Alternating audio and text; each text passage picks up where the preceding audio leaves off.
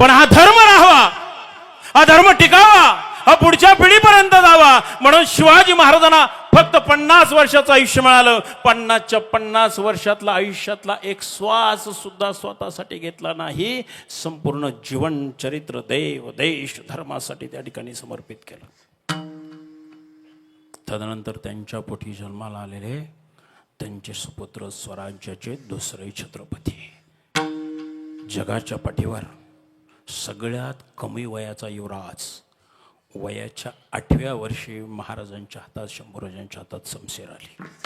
जगाच्या पाठीतला सगळ्यात कमी वयाचा योद्धा, कमी वयाचा युवराज म्हणजे धर्मवीर छत्रपती संभाजी महाराज. सामान्य गोष्ट नाही आहे.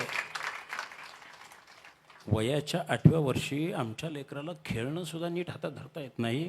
अशा वयामध्ये संभाजीराजांनी शमशेर पेलवली, निस्ती पेलवली नाही, चालवली सुद्धा. शमशेर चालवणं म्हणजे पोरखेळ नाही आहे, लक्षात ठेवा.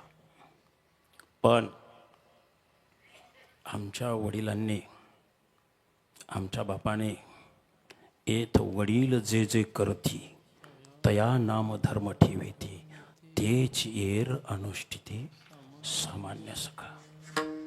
ज्या वेळेला संभाजीराजांना पकडलं गेलं ना, मी बलिदान सांगणार नाही तुम्हाला, त्याग आणि समर्पण काय आहे तेवढं सांगणार आहे तुम्हाला.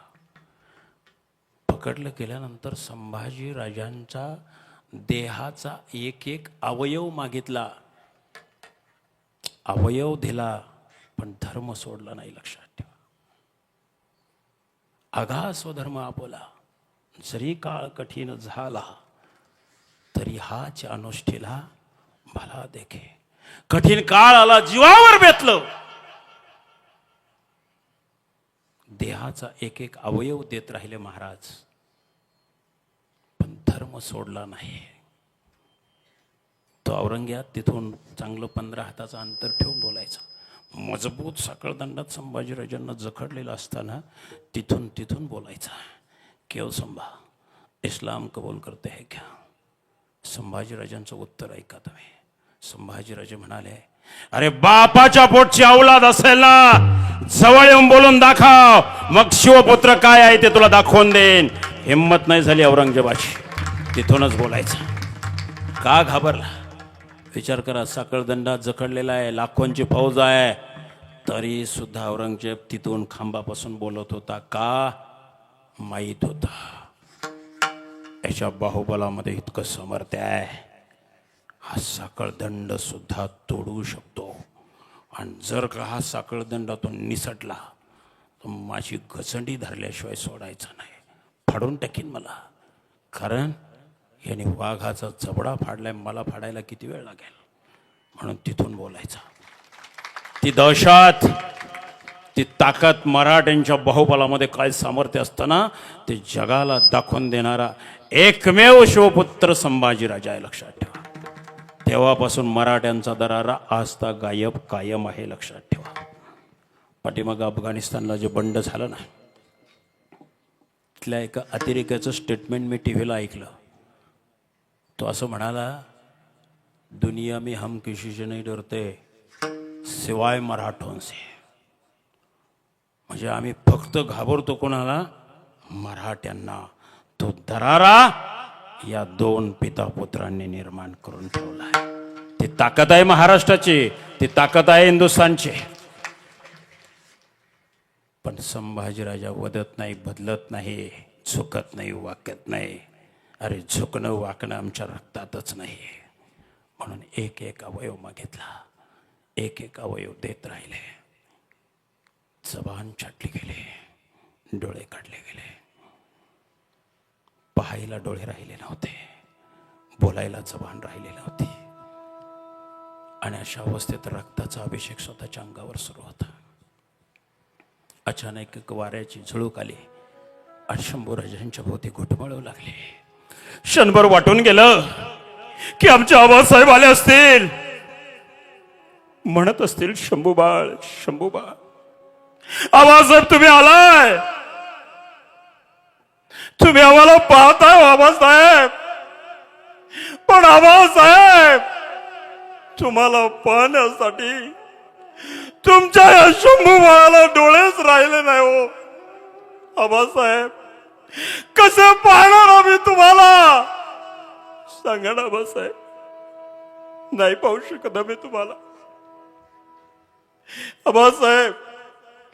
आग्र्याहून येत असताना आमच्या हाताच्या बोटाला धरून घेऊन तुम्ही स्वराज्यात आला हो. पण आबासाहेब त्या हाताला आता बोट सुद्धा राहिले नाही हो. बोट सुद्धा राहिले. आबासाहेब तुम्ही आम्हाला आलिंगन देताय हो. पण आबासाहेब तुम्हाला आलिंगन देण्यासाठी तुमच्या या शंभू बाळाला हात सुद्धा नाही राहिले हो आबासाहेब. हात सुद्धा राहिले. आबासाहेब तुम्ही आम्हाला साथ घालताय हो. शंभूबाळ शंभूबाळ शंभूबाळ. पण आबासाहेब तुम्हाला आबासाहेब म्हणून साथ घालण्यासाठी, तुम्हाला आबासाहेब म्हणून हाक मारण्यासाठी तुमच्या या शंभू बाळाच्या मुखात जबानच राहिली नाही हो आबासाहेब. जबानच राहिली. कशी साथ घालावी एका पुत्राने आपल्या पित्याला सांगा ना आबासाहेब. कशी साथ घाला आबासाहेब. आबासाहेब संभाजी राजांना उंदका व्यक्त करायला जबान राहिले नव्हती. मुखातून फक्त रक्ताची करंजी बाहेर पडत होती. डोळ्यांतून अश्रूंच्या धारा पडण्याऐवजी रक्ताच्या धारा कोसळत होत्या. आबासाहेब या राष्ट्राला, या हिंदुस्थानाला कसं जगावं हे आपण शिकवलं राहतंय. पण आबासाहेब देव देश धर्मासाठी, आबासाहेब धर्मासाठी कसं मरावं हे तुमच्या शंभू बाळाने दुनियेला शिकवलंय हो आबासाहेब. हे तुमच्या शंभू बाळाने दुनियेला शिकवलंय. आबासाहेब आपण निर्माण केलेल्या देव देश धर्माचं नीतीचं न्यायाचं अधिष्ठान असणाऱ्या हिंदवी स्वराज्यासाठी आम्ही आमच्या रक्ताचा अभिषेक घातलाय आबासाहेब. आणि अशा रक्ताचा अभिषेक आबासाहेब जर आमच्या रक्ताच्या अभिषेकाने जर ही हिंद भुक्ती, ही हिंद भूमी अन्याय अत्याचारातून जर मुक्त होणार असेल ना आबासाहेब, तर असे रक्ताचे अभिषेक एक डाव नाही आबासाहेब, असे हजार डाव आम्ही आमच्या रक्ताचा अभिषेक या हिंद भूमीला घालू आबासाहेब. या हिंद भूमीला घालू. पाहायला नेत्र नाही हो, बोलायला जबान नाही, पण अंतःकरणातल्या भावना मात्र उफाळून येत होत्या. इतकं त्याग आणि समर्पण धर्मासाठी असावं. आम्हाला जगायचं आहे, हिंदू म्हणून जगायचं आहे. आणि हिंदू म्हणून जगायचं असेल तर आमच्या कपाळी तिलक असलं पाहिजे. आम्ही हिंदू नारी म्हणून जगतो आहे तर आमच्या डोईवर किमान मंदिरात आल्यावर पदर असला पाहिजे. धर्मकार्यात सहभागी झाल्यानंतर आपल्या कपाळावर कुंकू असलं पाहिजे. आम्हाला कुंकू लावण्यासाठी फार कष्ट करायची गरज नाही, रक्त सांडायची गरज नाही. पण त्या शंभूराजांनी जर आपल्याकडं पाहावं, त्या छत्रपतीने आपल्याकडं पाहावं, त्यांना अभिमान वाटावा. ज्यासाठी मी रक्त सांडलंय, ज्यासाठी माझ्या देहाचा एक एक अवयव मी दान दिलाय, त्या माझ्या हिंदू भाविकाच्या कपाळावरचा तिलक मला पाहायला मिळावा. त्या हिंदू नारीच्या कपाळावरचं कुंकू मला पाहायला मिळावं. त्या हिंदू नारीच्या डोईवरचा पदर मला पाहायला मिळावा. ही अपेक्षा स्वर्गातून पाहिल्यानंतर शंभूराजांना वाटावी आणि ते पाहायला आमच्या शंभूराजांना मिळावं. असं वागणं असावं, असं जीवन असावं आमचं. ही अपेक्षा शंभूराजांना आहे, ही अपेक्षा छत्रपतींना आहे. म्हणून आमचे तुकोबराय सांगतात, अरे आमच्या पितापुत्रांचं, या दोनही छत्रपतींचं या राष्ट्रावर, या भूमीवर इतके इतके उपकार आहेत की त्यांच्या चरणावर आमची गर्दन जरी वाहिली तरी तरी सुद्धा आमचे उपकार भेटणार नाही. काय द्यावे त्याचे व्हावे उत्तर आहे. ठेवी तहा पायी जीव थोडा. आमचा जीव जरी त्यांच्या चरणावर अर्पण केला ना तरी तरी सुद्धा आमचे शडे उपकार भेटणार नाही.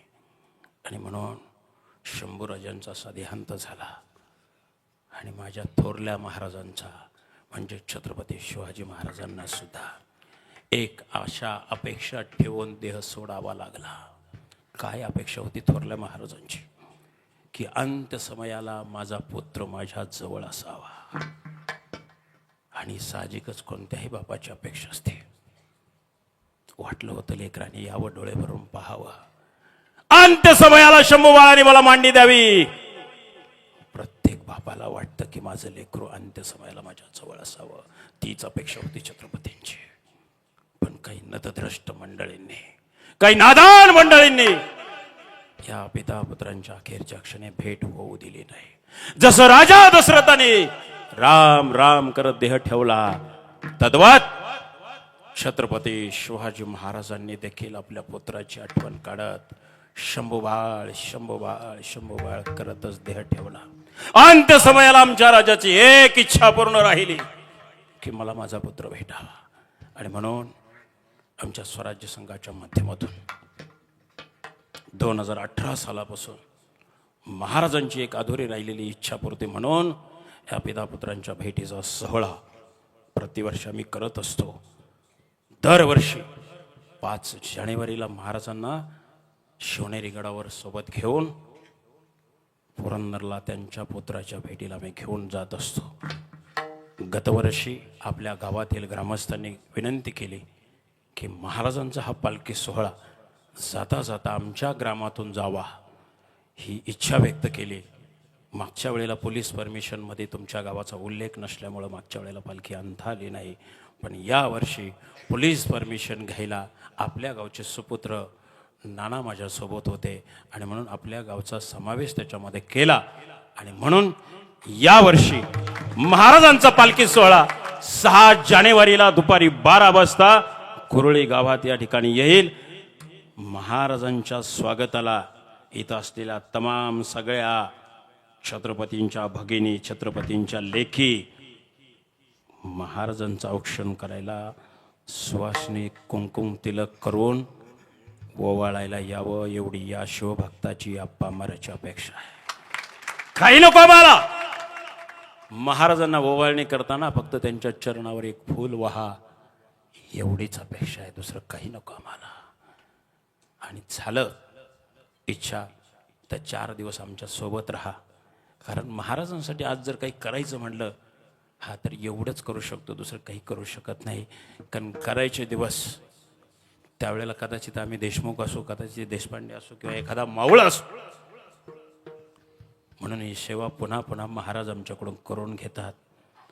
कदाचित महाराजांची इच्छा असावी हे व्हावं म्हणून. आणि म्हणून स्वराज्य संघाच्या माध्यमातून गेली 8 वर्ष आम्ही हा सोहळा त्या ठिकाणी करत असतो. आणि तुमच्या सगळ्या कुरळीकरांचं भाग्य यावर्षी हा सोहळा आपल्या ग्रामामध्ये, आपल्या गावामध्ये येईल. त्यावेळेला आज जेवढी गर्दी याच्यापेक्षा जास्त गर्दी महाराजांच्या स्वागताला दिसली पाहिजे.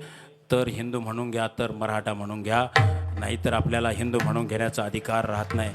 महाराजांसाठी जर आमच्याकडे 10 मिनिटं शिल्लक नसतील तर आम्हाला हिंदू म्हणून जगण्याचा सुद्धा अधिकार नाही. हो, जगण्याचा सुद्धा अधिकार नाही. तो अधिकार मिळावा असं वाटत असेल तर 6 जानेवारीला फक्त 10 मिनिटं महाराजांसाठी द्या. जास्त वेळ दिला तर निश्चितच स्वागत आहे. आणि शिवनेरीपासून पुरंदरपर्यंत आमच्या सोबत आलात हा तर निश्चितच तुमच्या सगळ्या गोष्टीची सुविधा व्यवस्था करण्याची जबाबदारी हा छत्रपतींचा सेवक त्यासाठी समर्थ आहे. का समर्थ आहे? कारण शिवरायांसारखा राजा आम्ही डोळ्याने पाहिला नाही, ऐकला सुद्धा नाही. का? समर्थ वर्णन करतात, अरे शिवरायाचे कैसे बोलणे, शिवरायाचे कैसे चालणे, शिवरायाची कैसी सलगी देणे. आमचं काही चालणंही धड नाही, आमचं बोलणंही धड नाही, आमचं काहीच धड नाही. अरे आमच्या राजाच्या गुणांचं वर्णन जगद्गुरु तुकोबरायांनी करावं, समर्थांनी करावं, संतांनी राजाचं वर्णन करावं, प्रत्यक्ष देवाने त्यांच्या रूपात प्रगट व्हावं. असा परमपवित्र राजा 6 जानेवारीला आपल्या गावात येतोय. हे तुमचं खऱ्या अर्थाने भाग्य आहे. म्हणून त्या राजाच्या दर्शनाला उपस्थित व्हा. बस एवढीच आपल्याकडे विनंती करतो. संयोजकांनी या ठिकाणी सेवा करण्याची मला संधी दिली. संयोजकांना धन्यवाद देतो आणि माझ्या सर्व सहकाऱ्यांना, मृदुंग मण्यासहित सर्व 3ही गायकांना, टाळकऱ्यांना, वादकांना, शूटिंगवाले दादा तुम्हाला सुद्धा मनापासून धन्यवाद देतो. आणि पुन्हा एकदा त्या ठिकाणी तुम्हाला